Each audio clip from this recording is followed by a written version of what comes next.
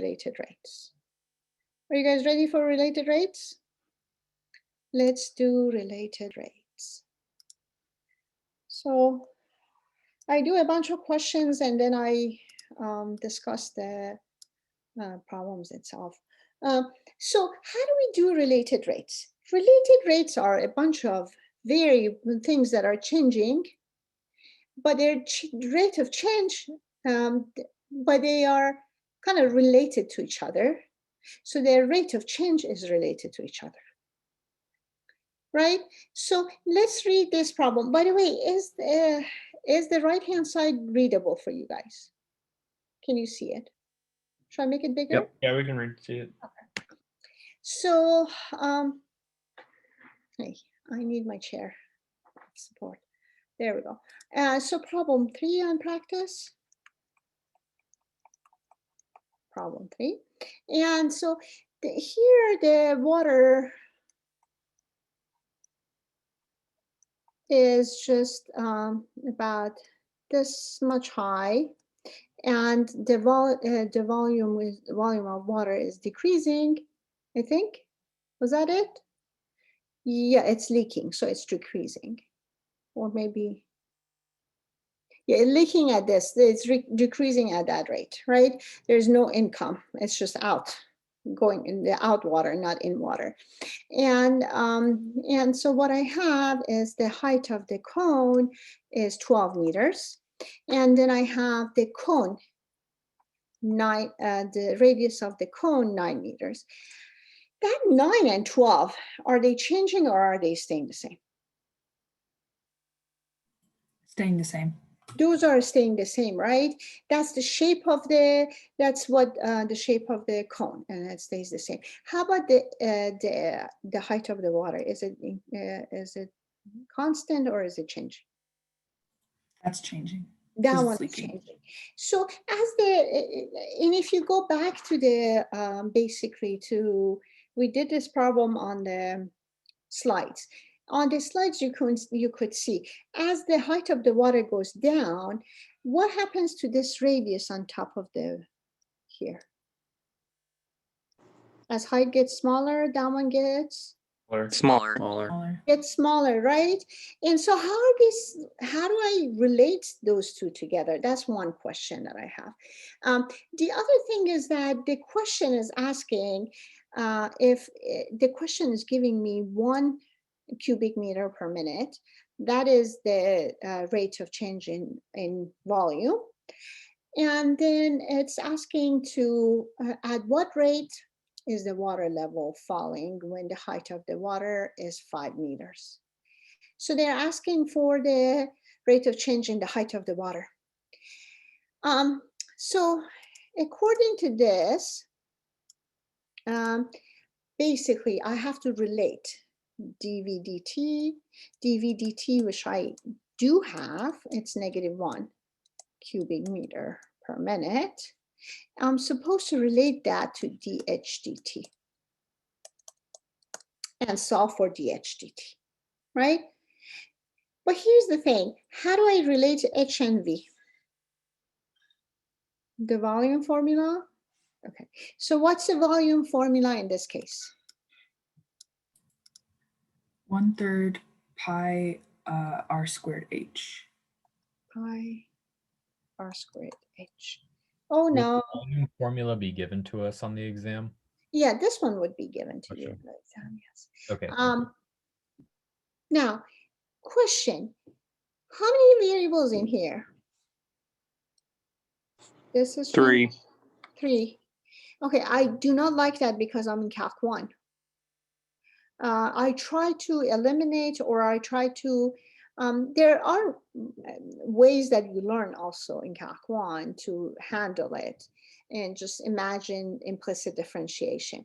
But there's better ways in here because I know like H and R are related to each other.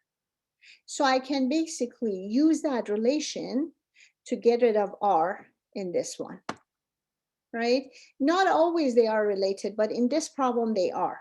And how are they related? So plan is to replace R with a relation like that it has with H, basically. How do I find that relation? As I'm drawing right there, you guys see something though. You see this, right? You see triangles. The cross section, the cross section through the main axis of the cone is a triangle. And then that cross section also crosses the water like that also. And so let's see, this is R, this is 9, and this length is 12, and this length is H, right? Now, tell me, I'm just gonna go with this piece. This is H, this is little r, 9, and 12. Okay, tell me, do you guys see similar triangles in here? This big one and that little one, right? The two of them are similar. Why are they similar? Because the top of the water is completely horizontal, and the top of the cone, the tank, is completely horizontal. So the two tops are basically parallel to each other. And then if you take an angle and draw two parallel lines between to make two triangles, then those two triangles basically on the same area in the same region, then the two triangles are going to be similar triangles. And so now similar triangle means R over 9 is equal to H over 12. Now solve for R because I want to replace it there. R is equal to 9H divided by 12. R is equal to 3H over 4. This work was to relate R and H, similar triangles.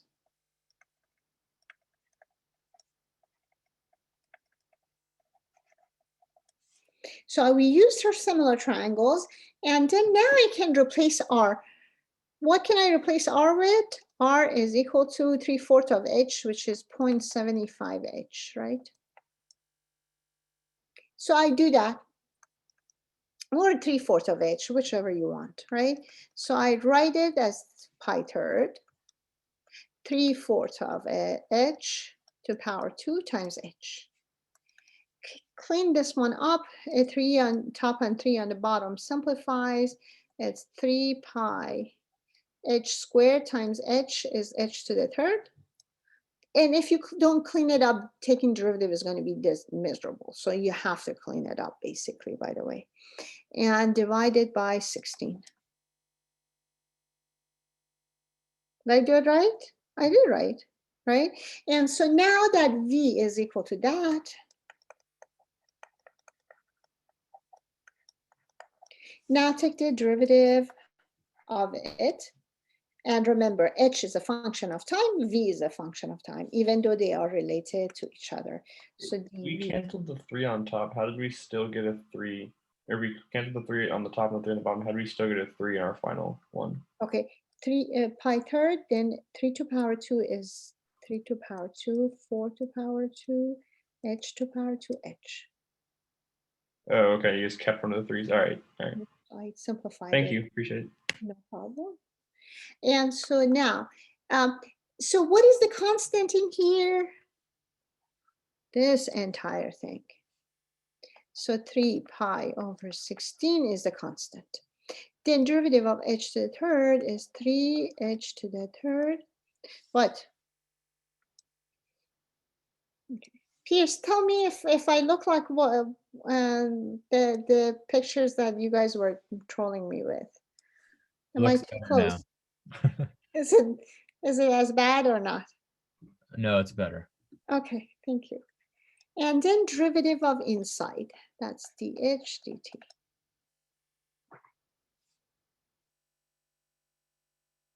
Did everybody get that one? Because it was h to the third, and then derivative of h was dh dt. Like, derivative of inside was dh dt. Now it's the part that I'm not going to do. That one is -1. This one you put in your calculator. That one is supposed to be 5 to power 2. And this one is the one you're calculating. So calculate that now. So the relationship, so we had to use a relationship between R and H to bring it in and then compute the DVD to relate V and H and then compute the dVdt. So this, there is another method for this. By far, this one's easier. And in either case, you kind of have to find that relationship between R and H. So I say just do it in the beginning and then plug in. The other method is take the derivative, then plug in the relationship, basically. But that's kind of get messy. So this is the best way. The other way is good when R and H are not related, or we cannot find a relationship between R and H. When we were finding the relation between R and H, why didn't we just set H equal to 5? Ethan, so the thing is that H is not a constant. So I'm trying to find a relationship between two variables. H only is 5 at that instant that I'm computing something. Okay, thank you. It's not, yeah, that's like, you know what it comes in handy for? This type of relationship, because you would be, most of these things are interesting when you're trying to compute the rate at the impact. When two things are hitting each other, when the water is released and you want to find the pressure of the water at the moment that it's released, or you're at certain point you have to pass through that water. You want to know how, that sort of things, right? So there's always a value at that instant that is happening, because that's the instant that I'm interested in, because that's the instant that can cause damage or cause a work that I want it to be done. But the variables are constantly changing. They're not, H is not 5 all the time, just one instant. So to find the derivative of it, I have to know the relationship between variables, because derivative is not just the value of the function, it's change in function over time. So it's all values of the function around that area, basically. So that's the basic of it. So that's that. Did that make sense? That does, thank you. Now, let's go to question 4. And a motorboat A, let's see. Motorboat A is traveling which way? Traveling west. And so the motorboat is traveling, west is to the left, right? And so this is A, and it's going west that way. And then it's going toward the center of the lake. And then another one is traveling north. So here's the other one going north. Okay, better. No, how I drew it, the problem with what I drew was that the rate was increasing. No, the rate was positive, not negative. This one is negative. Both of them are negative. Both of them are coming directly toward the center. Okay, got it. And now this one is going at 40 kilometer per hour. The other one is going at 50 kilometer per hour. Should we do Y and X? So I'm doing this distance to be X, this distance to be Y, right? Now, the question is asking at what rate is the distance between A and B is changing. So this one is B, that's A. So I need another color. That would be Z, for example, right? And so what I know is this 40, again, I said X is getting smaller. So dx dt is negative 40 kilometer per hour. And the y dt, again, y is getting smaller, is negative 50 kilometer per hour. Right? Now, what I need to do, I have two rates that are given to me. And also, do I need any values of the variable x and y? When, so we're saying, Negative would be positive, because isn't it traveling? Right, because if they're both negative, wouldn't they just cancel out? No. yeah, the negative doesn't cancel out. The other rate is decreasing, is negative too. Okay. So it would be all three of them are negative. They're getting closer together, so the rate of change of the distance, it's getting smaller. It's negative because it's getting closer. Yes. Yeah, I keep saying that too. It's the rate is negative. That's what. Okay. Thank you. Yeah, because all of them are getting closer. If one is negative, one is positive, they may get closer or may be getting away. We don't know at what point. And so there is a point that that may change also. So that's another thing. So B is when A is, so X at that instance is 8 kilometer. Again, it's all about collision and all about that instant. We know the rates at that instant, what happens basically. And then Y to be 10. And we want to find dz dt. So all the information given. Now let's see. How do I relate X, Y, and Z? Pythagorean theorem. So X squared plus Y squared equal to Z squared. Okay. One thing is that I can figure out if I need to know Z at that instant or not, or I can take the derivative. I can basically compute Z at that instant and move on, or I can take the derivative and realize that I will need Z at that instant. So which one do you guys want to do first? Just compute Z? The second one. Yeah, just find Z. Yeah, let's just find Z. And so when I'm doing finding Z, Z according to the Pythagorean theorem is going to be basically square root of 8 to the power 2 plus 10 to the power 2. And that would be square root of 8 to the power 2 plus 10 to the power 2 is 106. Did I write everything down correctly? Did I do that? Yeah, it's not a nice number. That's not a nice number, is it? It's the square root of 164. Yeah, it's square root of 164. So that's the kilometer. And now let's go back to the relationship. Found the relationship, the relation, and take the derivative of that. Remember, X, Y, Z, all variables, and they're all changing with respect to time. So here, 2x, but x is the inside function, dx dt, plus 2y, y is the inside function with respect to t, dy dt, equal to 2z, dz dt, right?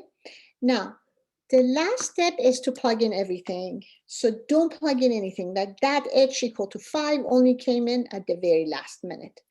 Here, x, y, z come in at the very last minute.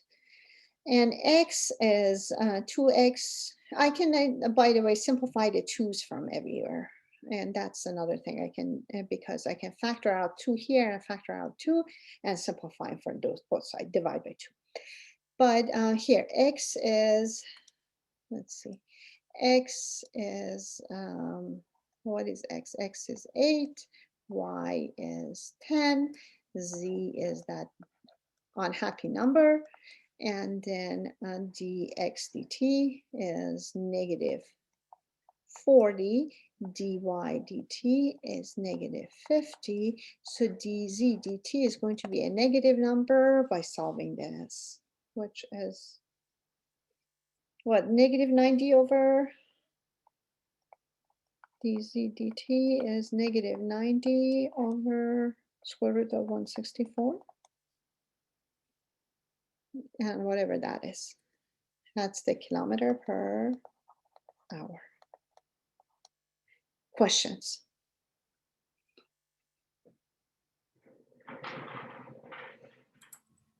How did you get negative 90?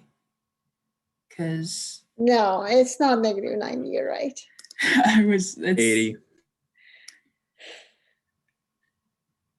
Great. So 4 times 8, 300, 300, now 32, that one is 50, 80, 82 minus 80, 82 and a 0. Let me compute again. No, that's not right. That's right. That's right? Yeah. Okay, so that's the answer then. Sorry about that. Okay. So, I move got on. negative 370 on top. Right? Huh. Factor out those 2's. Uh-huh. Is 8 times negative 40 is 320 plus a negative 50. Oh, yep. Yeah. Yeah. Yep. Okay, that's okay. It's been a long. I have a question about the test. So, is it going to be like fill in the blank, or are we taking pictures and submitting? Because, like, You're taking this- pictures and submitting. okay. It's a test. We're gonna have a quiz on Thursday with the fill in the blank, the true false, and all that. That would be Thursday or Wednesday. I don't know whichever your lab section is. You still have that section. It's just going to be the quiz afterward, right? Because there are certain amount of writing that we can expect you at that one night. And so the rest of them should be that way, right? And so, Luke, did I answer all your questions?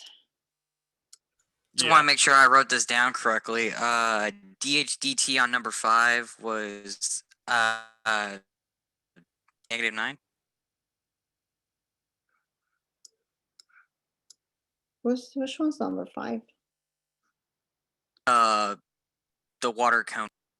Oh, that's number 4 or number 3. Hold on. I'm gonna. Number 3. This is number 3. Look. So Excuse me, number 3. No, I didn't compute the HDT actually. I just wrote down how to compute it though. The HDT is